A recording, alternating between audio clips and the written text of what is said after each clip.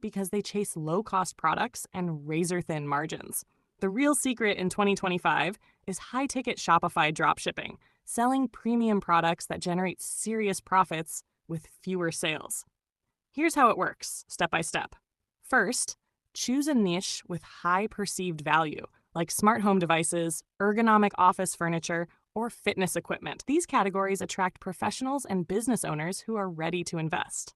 Second, build a Shopify store that feels premium.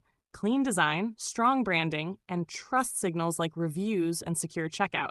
This positions you as a credible online retailer, not just another low-cost seller. Third, drive traffic through precision marketing. Instead of broad ads, use LinkedIn campaigns, Google search ads, and retargeting.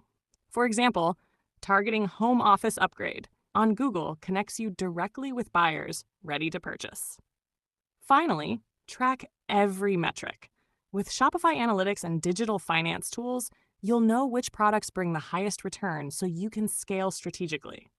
This is the formula entrepreneurs are using to build sustainable, high-ticket income streams online.